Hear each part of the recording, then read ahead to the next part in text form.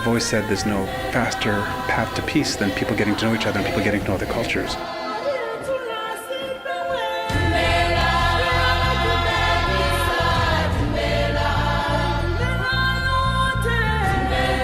I was 23 and I guess it was my first trip to Asia, and saw that there was a gap in the market between the mainstream traveler and the backpacker. You know, at that time, the only type of travel that existed was the mainstream type travel, which was coach tours or cruises or resorts, and that wasn't how I envisioned travel. I just saw a lot of people in the same situation that were out trying to do cultural kind of experiences while traveling, but I knew that there was a market for a certain traveler that wanted something more authentic. You know, that was my eureka moment, I guess, as an entrepreneur. So I came back and did that.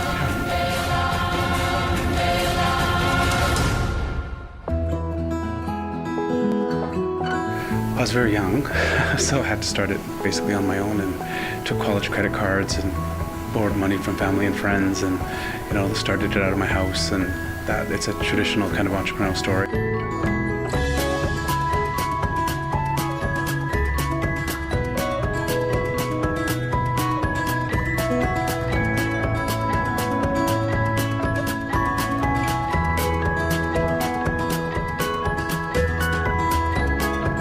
Now, we're the largest small group adventure travel company in the world. We have offices in 28 countries around the world and are just under 200 million in annual revenue.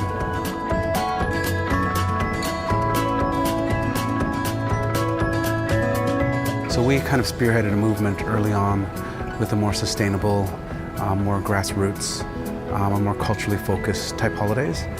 And just over time, as the world changed with us, we became kind of seen as kind of pioneers in a space, because ecotourism came to evolve in the mid-90s, and then responsible tourism and sustainable tourism kind of followed with us. We started developing programs because we thought it was the right thing to do, because we were so reliant on communities and local people for the success of our business. We created a foundation that gave back and created projects around the world, and we've done all kinds of things to AIDS education, to water projects in Africa. For our 20th anniversary, we built the G Adventures 2020 Eye Center in Cambodia.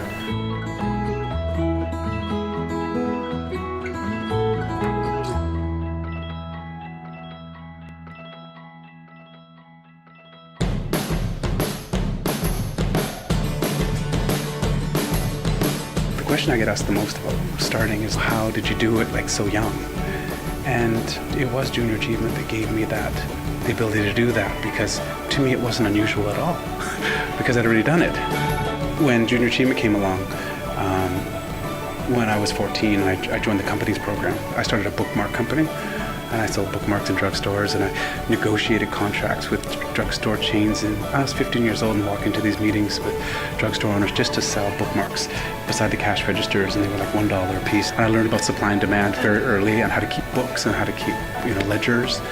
And you can't really put a price on that kind of experience that gives you a fearless approach to business. I'm very happy that Jay has chosen me for this, because this is really important stuff for me, because I really do believe that Junior Achievement was an instrumental part of my development.